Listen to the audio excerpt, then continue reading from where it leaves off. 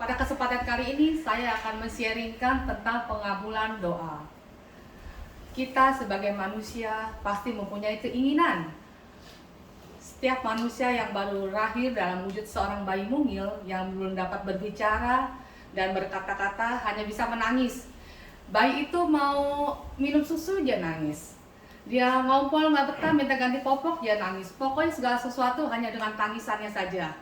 Lambat laun bayi itu mulai besar dan bisa berkata-kata. Orang pertama yang dia minta tolong atau dia mau sesuatu dia minta adalah orang terdekat dia, orang tua dia, saudara-saudara dia. Begitu juga dengan kita ya.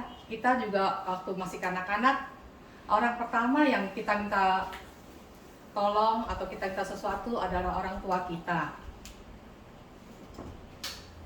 Sampai kita kira-kira umur balita dan kita mulai bisa mengerti atau memahami apa yang kita mau dan cara mendapatkannya, kita akan mulai memanfaatkan apa yang ada di sekitar kita untuk memenuhi keinginan kita. Begitu juga dengan anak-anak saya. Ketika kami sekeluarga bertobat dan mulai menjadi pengikut Yesus, saya mulai mengajarkan kepada anak-anak saya untuk mengajukan segala keinginannya, permintaannya, permohonannya kepada Tuhan melalui doa-doa mereka. Seperti yang tertulis dalam Injil Matius 7 ayat yang ke-7, mintalah maka akan diberikan kepadamu, carilah maka kamu akan mendapatkannya, ketuklah maka pintu akan dibukakan bagimu. Pada ayat ini ditekankan bila kita mau sesuatu kita bisa minta kepada Bapa.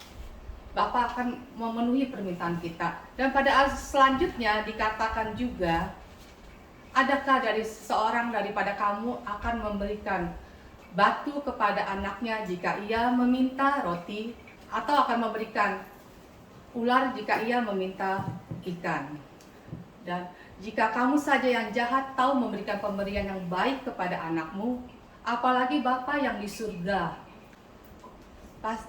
pasti akan memberikan permintaan yang baik kepada mereka yang meminta kepadanya. Allah kita adalah Allah yang baik, yang akan menuruti segala permintaan kita jika kita percaya kepadanya. Saya akan men-sharingkan kejadian yang baru saya alami beberapa bulan yang lalu.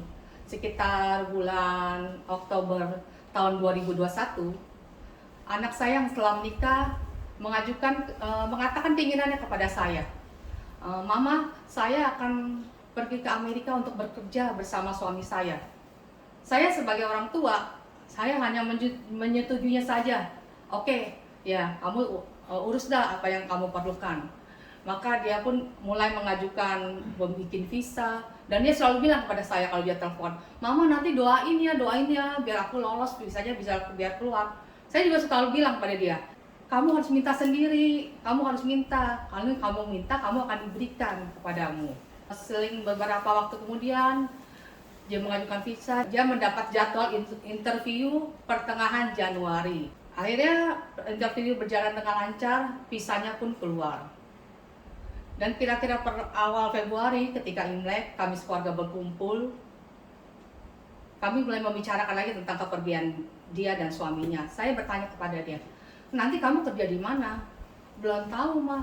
Saya saat itu sangat kaget sekali, dia bilang belum tahu. Emang bisa pisah tempat kerja sama suami kamu? Bisa, Ma, bisa tempat kerja, bisa pisah, tinggalnya pun pisah. Jaraknya jauh nggak kamu sama suami kamu? Ya bisa setengah hari atau 1 hari jaraknya. Aduh, saya cemas sekali dengarnya.